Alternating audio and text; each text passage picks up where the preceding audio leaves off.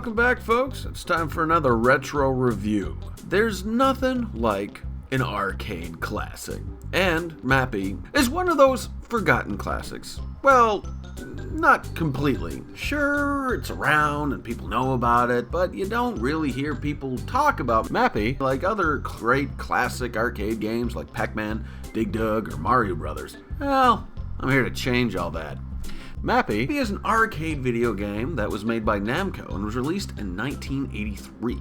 In the game, the player guides Police Mouse through a house full of cats to retrieve stolen goods that the cats have allegedly stolen.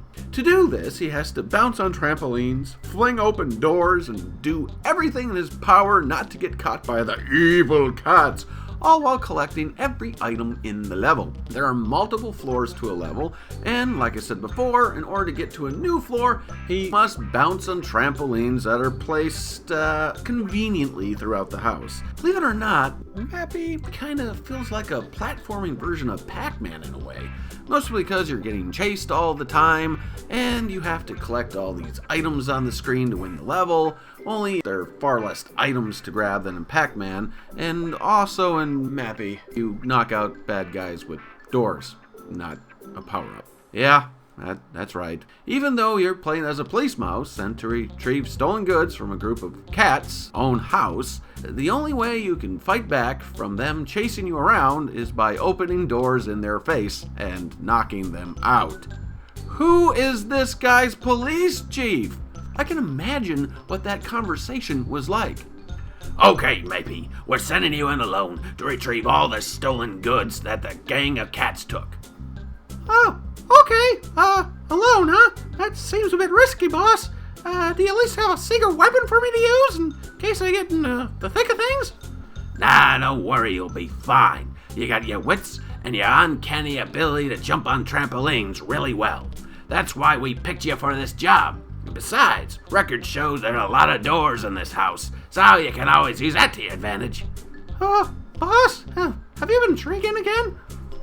But don't worry, some of those doors are microwave doors, or as I like to call them, rainbow doors! Flashing multicolored doors that when you open them, they shoot out a sonic rainbow wave across the screen, knocking everything out along its path.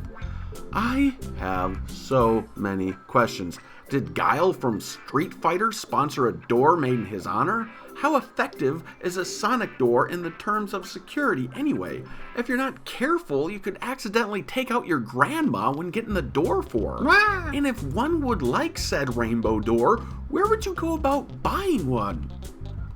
Come on down to Crazy Rick's Door Emporium. We have doors of all sizes and colors. Come on down this weekend for our crazy security door sale. Get rid of those pesky door-to-door salesmen, pizza delivery guys, and Girl Scouts by using our state-of-the-art sonic wave rainbow doors. On sale now for 8 easy payments of $75.99. You can only find these crazy deals at Crazy Rick's Door Emporium on the corner of West Weasel Road next to Dave's used cat litter store. Sorry, no refunds. Strange ways of taking out bad guys aside, the game looks great in all its colorful 8-bit glory, and even has a catchy tune to hum while playing it. But what really helps set this game aside from all the other greats of its time is what the game seems to take a lot of its inspiration from. And what would that be, you may be asking, or maybe not? Well, this is just a shot in the dark on my part, but every time I play this game, I just can't help but start thinking about Looney Tunes, or any kind of other slapstick cartoon for that matter that came out during that time. Running around, jumping all over the place, trying to keep one step ahead of the antagonist, and of course, the oh-so-goofy way of taking out your enemies by smacking them in the face with a door. To this day, I still let out a little chuckle every time I knock one of those poor cats flat. And if you think about it, you could replace Mappy and the cats with, say, Bugs Bunny and Elmer Fudd, Tom and Jerry, Roadrunner and Wile E. Coyote, etc., etc., and the game would still make sense and fit into that world, well, for the most part.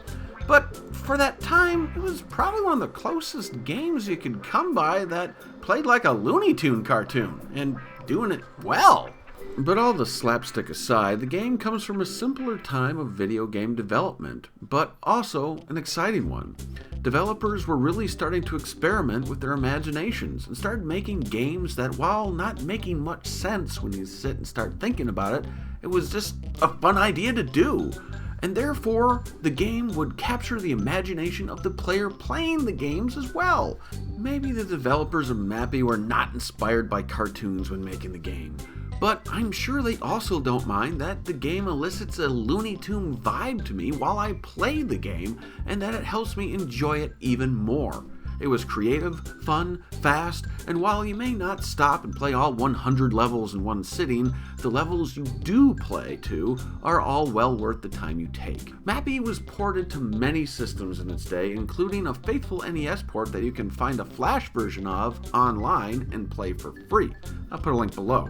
Otherwise, you can find it in many Namco classic arcade compilation packs or a digital download on many consoles. Any way you look at it, it's a classic arcade fun you just can't go wrong with. Thanks for watching my retro review of Mappy.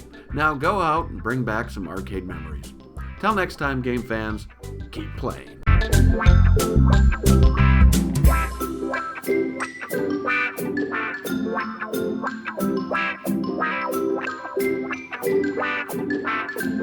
Wow.